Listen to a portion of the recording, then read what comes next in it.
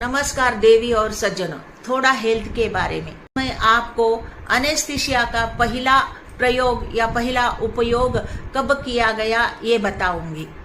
30 मार्च अमेरिकी surgeon doctor कॉफर्ड long ने 30 मार्च 1842 को पहली बार बेहोशी की दवा अर्थात एनेस्थीसिया का उपयोग एक मरीज के ब्रेन ट्यूमर की सर्जरी के दौरान किया था। जब नसों के माध्यम से दर्द का संदेश मस्तिष्क तक पहुंचना बंद कर दिया जाता है तो इस प्रक्रिया को सुन्न करना या बेहोशी एनेस्थीसिया कहा जाता है। जब मरीज का ऑपरेशन करना होता है तो डॉक्टर उसे पहले बेहोशी की दवा देते हैं। उससे उसे दर्द महसूस नहीं होता और ऑपरेशन आसानी से किया जा सकता है। बेहोशी की विभिन्न पद्धतियों को एनेस्थीसियोलॉजी कहा जाता है। सामान्यतः हमें 2 प्रकार के बेहोशी के बारे में जानकारी होती है। पहला, जिस जगह ऑपरेशन करना है उसी स्थान को इंजेक्शन देकर सुन्न कर दिया जाता है और दूसरा, मरीज को पूरी तरह बेहोश कर दिया जाता है। पूरी तरह बेहोश करने की पद्धति की शुरुआत लगभग 1840 के आसपास। उससे पहले एक सर्जरी करना मरीज और डॉक्टर दोनों के लिए बहुत ही कठिन होता था। मरीज को शराब पिलाकर या अफीम खिलाकर बांध दिया जाता था और फिर ऑपरेशन किया जाता था।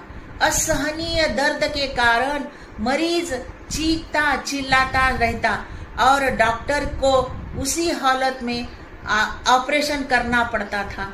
लेकिन जब क्लोरोफॉर्म की खोज हुई तो यह स्थिति बदलने लगी। उसके बाद ईथर का उपयोग शुरू हुआ। बाद में नाइट्रस ऑक्साइड गैस का भी उपयोग होने लगा। इसके आगे चलकर सोडियम पेंटाथॉल नामक द्रव को नसों में इंजेक्शन के माध्यम से देकर बेहोशी दी जाने लगी। इसके अलावा ट्राइलिन का भी उपयोग किया गया। इन आधुनिक पद्धतियों में बेहोशी देने के बाद मरीज की दर्द की संवेदनाएं मस्तिष्क तक पहुंचना बंद हो जाती है और साथ ही मस्तिष्क को हल्का सुस्ती भी आती है। इससे डॉक्टर आराम से पर्याप्त समय लेकर सफल सर्जरी कर सकते हैं। पूर्ण बेहोशी के अलावा रीढ़ की हड्डी के विभिन्न स्तरों पर दवा देकर शरीर के निचले हिस्से को सुन्न किया जा सकता है। मरीज होश में रहता है लेकिन इंजेक्शन के नीचे वाले हिस्से में दर्द महसूस नहीं होता। इसे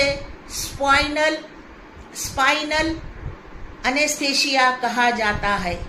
कभी कभी हाथ या पैर के ऑपरेशन के लिए उस हिस्से की मुख्य नस को दवा देकर पूरा हाथ या पैर सुन्न कर दिया जाता है। इसे ब्लॉक एनेस्थीसिया कहा जाता है। दांत निकालते समय दंत चिकित्सक इसी प्रकार की दांतों की नसों को सुन्न करते हैं। आंखों के ऑपरेशन के लिए अलग अलग पद्धति अपनाई जाती है। जिसे आंखों का ऑपरेशन करना होता है केवल उसी हिस्से को इंजेक्शन देकर सुन्न कर दिया जाता है।